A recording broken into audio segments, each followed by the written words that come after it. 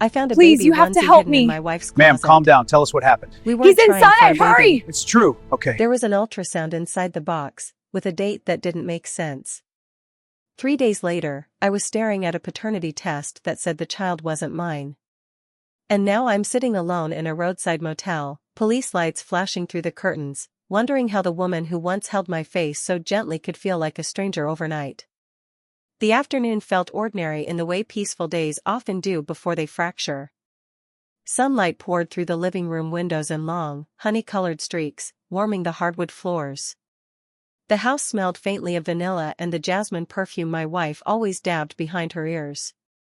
She'd left for work an hour earlier, pressing a soft kiss to my cheek before slipping out the door.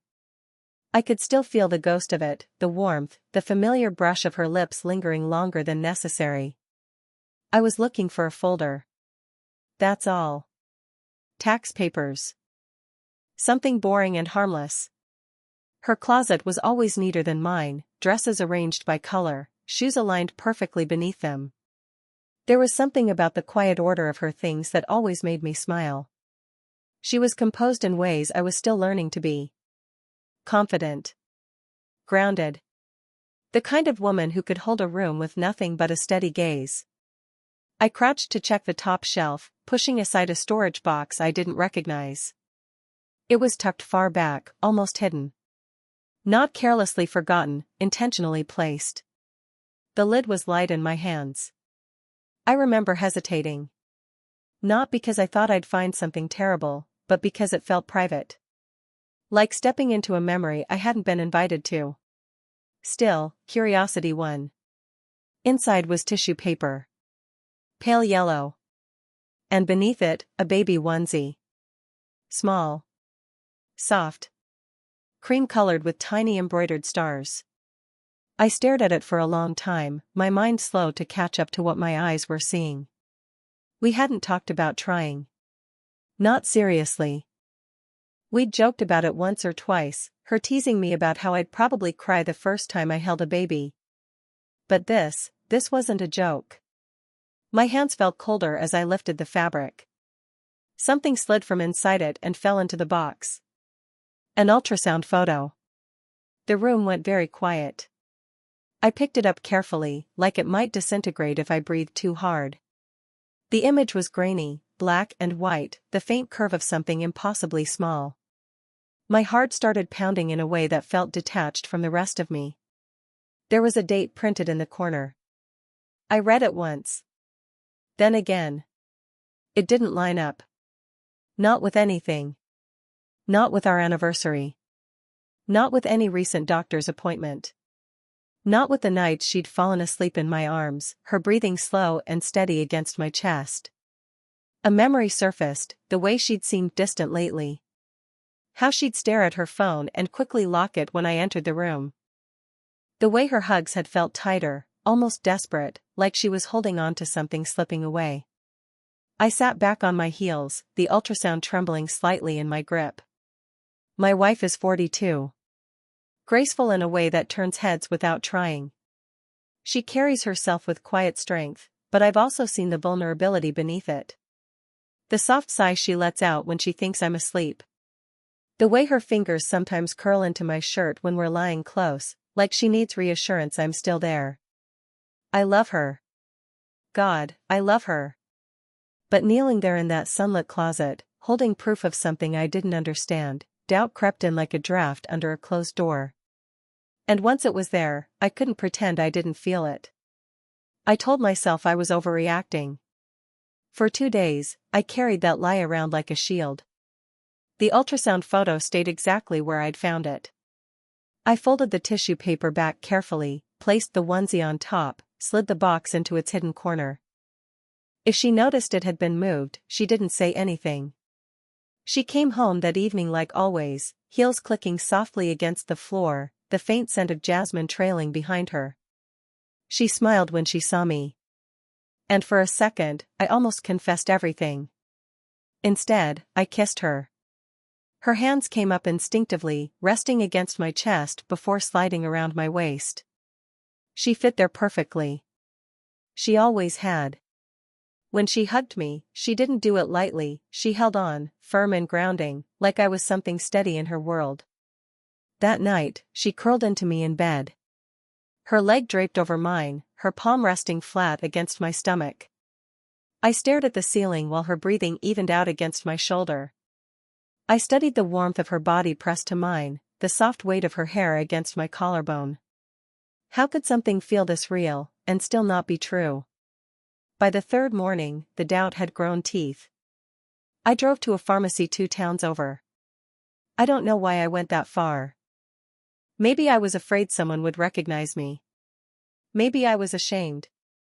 The fluorescent lights inside were harsh, unforgiving. The aisle was too bright, too narrow.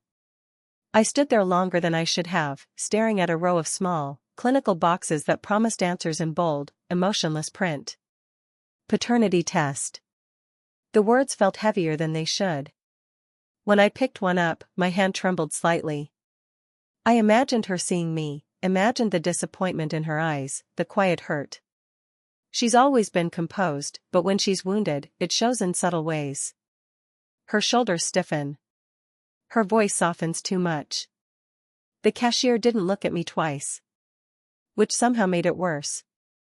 Back in my car, I just sat there for a while, the box resting on the passenger seat like an accusation. I thought about driving home and throwing it away. Instead, I drove to a park and did it there. The instructions were simple. Clinical. Detached. Swab the inside of your cheek. Seal the sample. Mail it. My hands felt disconnected from the rest of me as I followed the steps. The cotton tip scraped against the inside of my mouth. I sealed the envelope and stared at it, my chest tight. I remembered the first time she'd brushed crumbs from the corner of my lips after dinner, laughing softly at my embarrassment. The way she cups my face when she kisses me, slow, deliberate, like she wants to memorize the shape of it. This wasn't the kind of woman who lied easily. But people surprise you. That evening, she made pasta. She reached for my hand across the table, lacing her fingers through mine absent-mindedly while telling me about her day. Her thumb traced small circles over my knuckles, something she does when she's relaxed. I studied her face. The fine lines at the corners of her eyes. The warmth there. The life she's lived before me. Was I part of her future, or just filling space in it? That night, as she rested her head on my chest, I almost told her. The words hovered at the back of my throat. Instead, I held her a little tighter. The next morning, I dropped the envelope into a mailbox at the end of our street. It made a hollow clang as it fell inside. And with it, whatever peace I had left. The results came on a Tuesday. It was raining, the kind of steady, gray rain that makes the whole world feel smaller. She had already left for work, kissing my temple absent-mindedly as she rushed out, promising we'd have dinner together that night. I stood in the kitchen long after the door closed, listening to the quiet hum of the refrigerator and the distant sound of her car pulling away. When the email notification appeared on my phone, my stomach dropped. For a second, I couldn't open it. I walked into the living room instead. Sat down. Stood back up. My hands felt unsteady, like they didn't quite belong to me. I finally tapped the screen. The words were clear. Clinical. Final. Probability of paternity, 0%. I stared at the number like it might rearrange itself if I blinked enough times. 0. The room felt suddenly airless. The rain outside seemed louder, pounding against the windows in a relentless rhythm. My heart was beating too fast, not dramatic, not cinematic, just painfully real. I read it again. Still 0. My knees gave slightly, and I lowered myself onto the couch without meaning to. The phone slipped from my fingers onto the cushion beside me. My chest felt hollow, like someone had scooped something out of it. Images began replaying in my mind, not suspicious ones, not proof of betrayal. Just memories. Her standing barefoot in the kitchen, wine glass in hand, swaying slightly to music only she could hear. The first time she pressed a gentle kiss to my cheek in that same kitchen, her hand warm against my jaw. The way she once whispered, "You're my home," against my neck when she thought I was asleep. Were those moments real? Or was I the only one who believed they were? Humiliation crept in next. A slow burn beneath the shock. I felt naive. Younger than I'd ever felt with her. Like I'd been playing house while she was living something more complicated. I thought about the ultrasound photo. The date that didn't make sense. The secrecy. I thought about how tightly she'd been holding me lately. And suddenly, every tender moment felt like a goodbye I hadn't recognized. My hands moved before my mind caught up.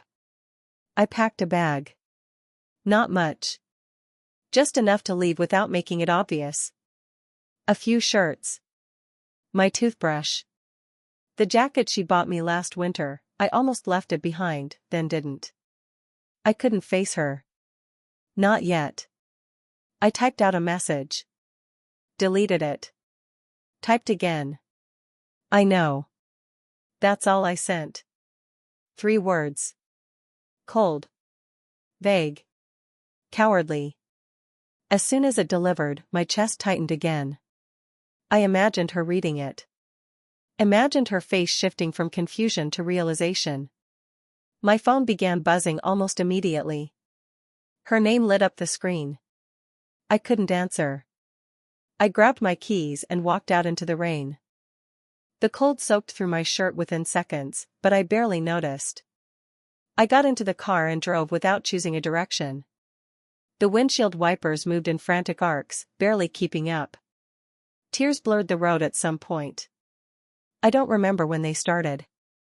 By the time I pulled into a roadside motel an hour away, the sky had darkened further. The neon vacancy sign flickered weakly. The room smelled faintly of detergent and something stale. I sat on the edge of the stiff mattress, my phone still vibrating in my hand. Her name. Again. And again. And again. I stared at it until the screen went dark. I don't know how long I sat there staring at my phone after it stopped buzzing. The motel room was dim, lit only by a flickering lamp in the corner. Rain tapped against the window in uneven bursts. Every few seconds, headlights from passing cars slid across the thin curtains, throwing long shadows against the walls. I felt hollow. Drained. Then came the knock. Sharp. Heavy. Official. For a split second, my heart jumped into my throat. I thought maybe she'd found me already. But the second knock was firmer, followed by a voice. Sir. Police. Everything inside me tightened. I opened the door slowly. 2 officers stood under the overhang, rain darkening their uniforms at the shoulders. Their expressions weren't aggressive, just alert. Concerned. Are you, his name, one asked. I nodded.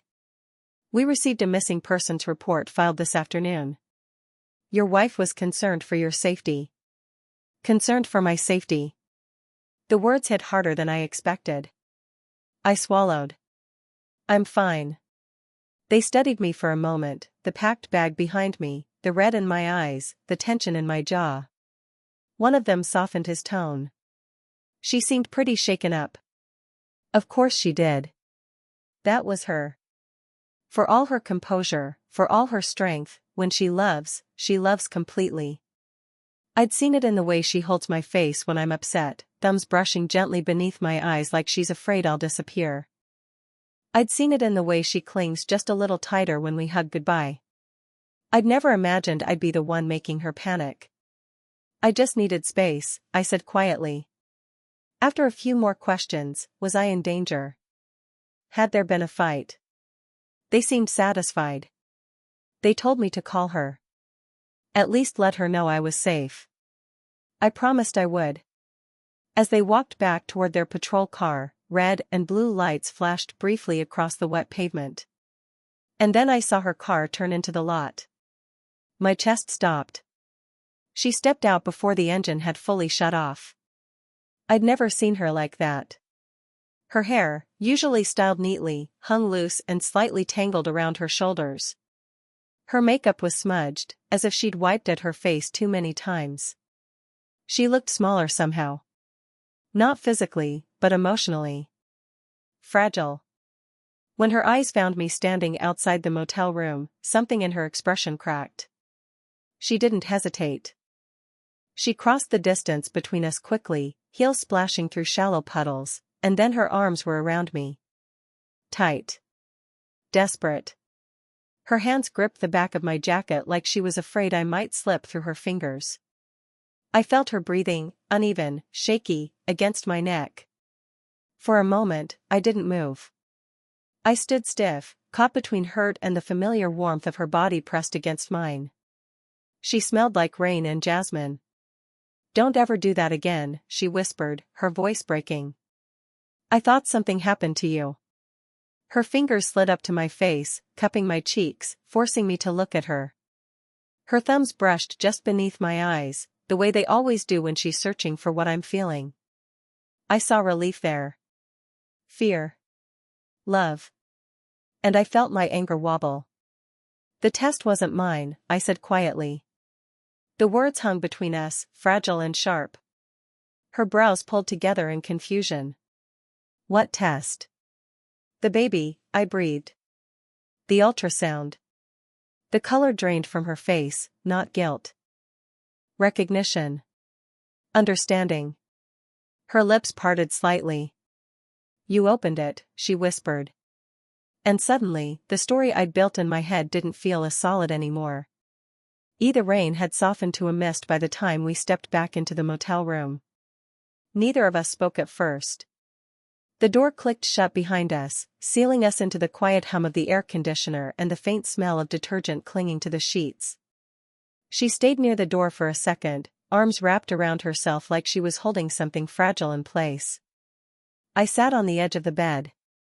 She looked at me the way she does when she's deciding whether to be strong or honest. Slowly, she crossed the room and sat beside me, leaving a few inches of space between us. Close enough to feel her warmth. Far enough to feel the distance. "The ultrasound," she said softly, staring at her hands. "It's old." I didn't interrupt. Her fingers twisted into the fabric of her sweater, a nervous habit I'd seen only a handful of times. "When she's vulnerable, she fidgets. It's subtle. Almost invisible if you don't know her well. That was years ago," she continued. "Before you. Before I even believed I'd meet someone like you." Her voice trembled slightly on the last word. I felt something shift inside my chest. "I was pregnant once," she said. "I lost it." The words weren't dramatic. They weren't loud. They were simple. And that somehow made them heavier. She swallowed. Her eyes stayed down. "I kept the onesie. I don't know why. Maybe because it made it real. Or maybe because letting it go felt like losing it all over again." The image in my mind rearranged itself. Not betrayal. Not infidelity. Grief. "I found out recently that there might still be a small chance," she went on, her voice thinning. "A specialist. A procedure. It's not guaranteed. It probably won't even work."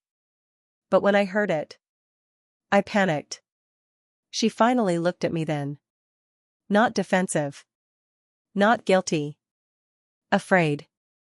"I didn't tell you because I didn't want to give you hope I couldn't keep." Her eyes shimmered but didn't spill over yet. She's always held her tears like that, stubbornly. "I know you're younger," she whispered. "I know people talk. I know someday you might wake up and realize you want things I can't give you." That hurt more than the test result. "You think I married you for that?" I asked quietly. She shook her head quickly. "No. But I love you enough to be afraid of disappointing you." The space between us didn't feel like distance anymore. It felt like hesitation. "I kept the box because I didn't know how to talk about it," she admitted. "Every time I almost told you, I imagined the look on your face if it didn't work. I couldn't handle being the reason you felt that loss." I let out a slow breath I didn't realize I'd been holding. The date hadn't lined up because it was never supposed to. The secrecy wasn't betrayal. It was fear. I reached for her hand then, slowly, giving her time to pull away if she wanted to. She didn't. Her fingers were cool at first, slightly tense. Then they softened in mine. I should have asked, I said quietly. Instead of assuming. Her shoulders finally dropped, like she'd been bracing for something harsher.